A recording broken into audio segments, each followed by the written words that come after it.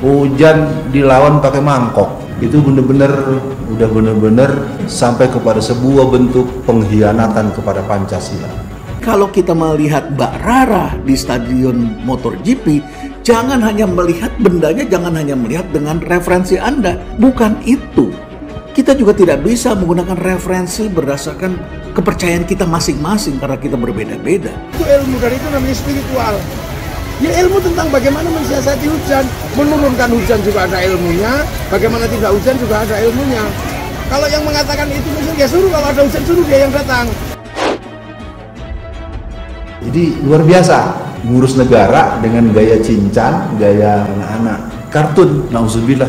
PKI satu ini yang bernama Alfian Tanjung, manusia penjual akidah, menjual harga dirinya demi uang. Seorang PKI, pembohong besar, Ustadz abal-abal yang bernama Alfian Tanjung. Ustadz Alfian Tanjung menerangkan PKI, lalu ada yang tanya, PKI-nya mana? PKI-nya ada di istana. Mulut sampah, Alfian Tanjung bukanlah Ustadz. Pinocchio PKI, jadi watak titisan PKI itu memang nggak bisa dibantah. Saya nggak pernah paham apa yang ada dalam pikiran kelompok oposisi ini. Tapi ya kayaknya apa yang ada dalam kepala oposisi itu seperti benang kusut. Ruwet yang berputar di otak mereka adalah bagaimana membuat fitnahnya. Jokowi itu watak PKI yang suka aksi sepihak, kurang ajar betul. Harus dia diberhentikan jadi presiden kalau begitu. Dia sengaja dibayar untuk membuat kegaduhan-kegaduhan, menyebarkan berita-berita bohong dari ceramah-ceramah sampahnya. Terus terang saja, saya buka ya pengalaman saya debat di TV One. Ini buat kandidat yang bertanya, saya bukan sering, beberapa kali debat-debat itu mereka panggil saya sebagai narasumber yang dikenal sangat konsen dengan gerakan komunis.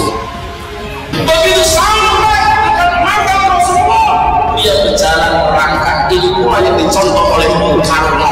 Ketika pertama kali datang ke makamnya Rasulullah, dia tanggalkan semua atribut kepresidenan. Dia datang ke makam Rasulullah dengan cara contoh. Ketika ditanya, wahai Soekarno, kenapa kau melakukan itu? Ini adalah manusia terbaik sepanjang sejarah. Diundang Budiman, diundang si Fulan, diundang tokoh-tokoh muda yang dianggap cenderung PKI itu diundang. Semuanya semangat. Siap katanya, siap. Terus nanti narasumber anti PKI siapa? Ya ada deh, pokoknya ada, bisa ngadepin dia. Jadi pemikiran-pemikiran yang dia tawarkan mengenai Islam Sontoloyo, mengenai api Islam, kemudian juga mengenai orientasi ke depan, kemajuan, itu semua pemikiran-pemikiran pembaharuan, pemikiran-pemikiran tajdid, ya. Musuh yang terberat itu adalah rakyat sendiri. Rakyat yang mabuk akan budaya luar, yang kecanduan agama, yang rela membunuh bangsa sendiri demi menegakkan budaya asing. Jangan mau diperbudak oleh semua itu. Tetaplah bersatu padu membangun negeri ini tanpa pertumpahan darah. Hai anakku,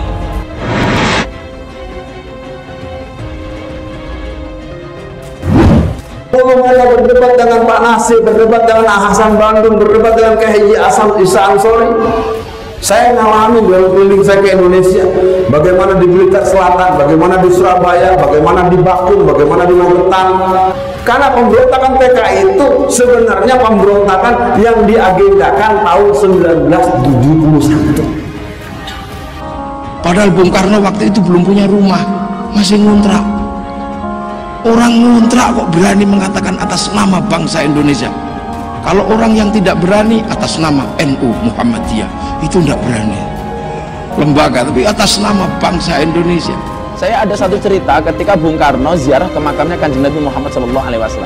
Nah, Bung Karno ketika datang ke makamnya Nabi Muhammad SAW dikawal oleh Raja Arab Saudi waktu itu, beliau mendekati makam Nabi Muhammad. Beliau merangkak jalan jongkok mendekati makam Nabi Muhammad SAW. Saat itu Raja Arab bertanya, wahai Presiden, kenapa engkau lakukan ini? Apa jawaban Bung Karno? Saya memang Presiden, Anda memang Raja, tapi yang kita datangi ini adalah manusia terbaik sepanjang zaman. Saudara-saudara sebangsa dan setanah air, kalau jadi Hindu jangan jadi orang India, kalau jadi Islam jangan jadi orang Arab, kalau jadi Kristen jangan jadi orang Yahudi. tetaplah jadi orang Nusantara dengan adat budaya Nusantara yang kaya raya ini. Karena pada waktu ulang tahun PKI ke-45, pidato Soekarno sangat luar biasa. Wahai para kapitalis, lihatlah aku telah bersama dengan PKI. PKI adalah pelindungku. Siapa yang ganggu PKI akan aku lawan. Tuh pidato Soekarno. 65 Soekarno itu terang-terangan mendukung PKI yang dibubarkan Masyumi.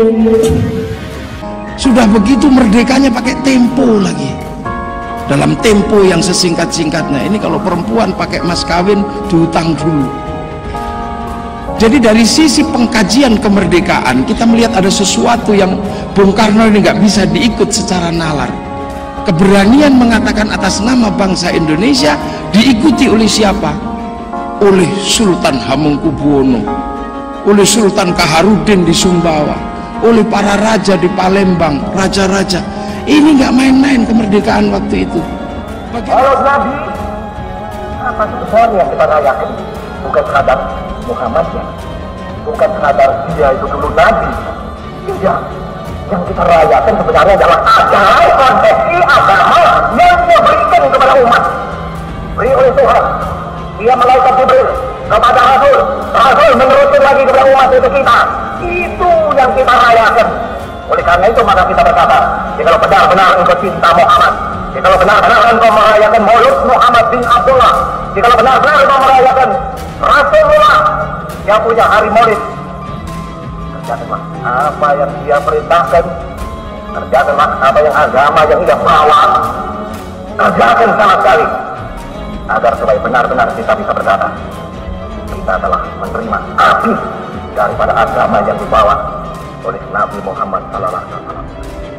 PRRI itu ada permainan orang-orang PKI.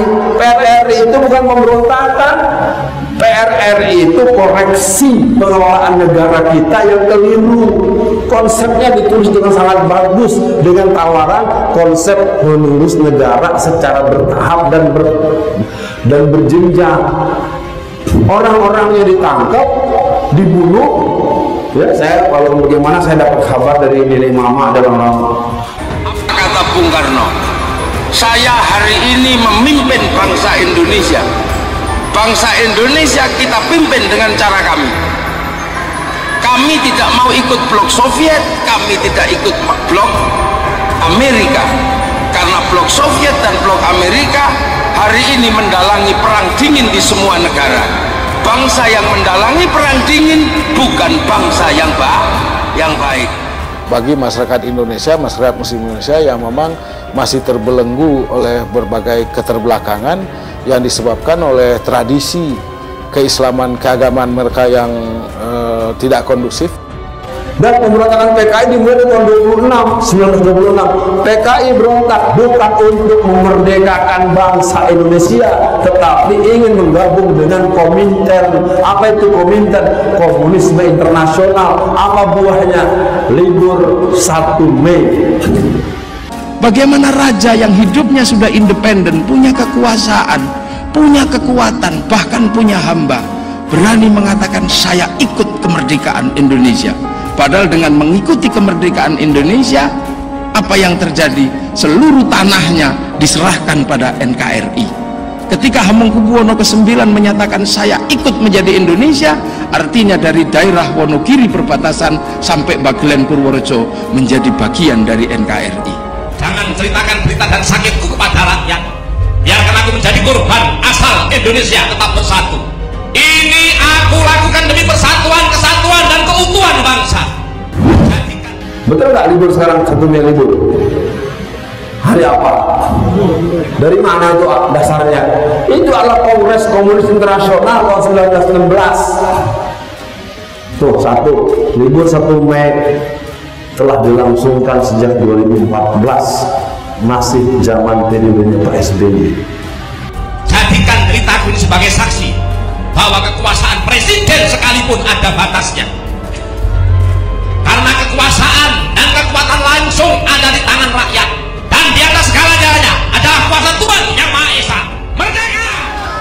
Satu-satunya satu-satunya presiden yang berani berbicara Al-Quran di sidang tahunan hanyalah Bung Karno.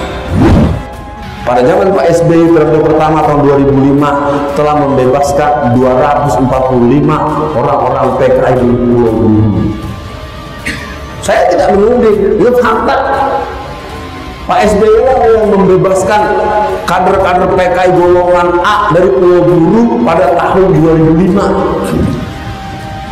Kerjakanlah apa yang agama yang ia bawa, kerjakan sama sekali, agar supaya benar-benar kita bisa berkata kita telah menerima api daripada agama yang dibawa oleh Nabi Muhammad SAW. Berarti bangsa yang tidak baik karena falsafahnya tidak baik. Berarti manifesto komunisnya Soviet itu tidak baik, Declaration of Independence-nya Amerika juga tidak baik karena menghasilkan perang. Kami di Indonesia, kalau kalian bertanya kenapa bersatu, karena kami punya Pancasila. Di negeri kami berlaku hukum sebagaimana disampaikan dalam Al-Quran, ya ayuhan nas inna khalaqnakum min dzakari wa untha wa ja'alnakum syu'uban wa qabaila lita'arafu. Sekali-sekalinya bergema ayat Al-Quran di sidang tahunan PBB, dan hanya sekali itu sampai hari ini belum pernah terjadi lagi, dan itu Bung Karno, pendiri bangsa Indonesia.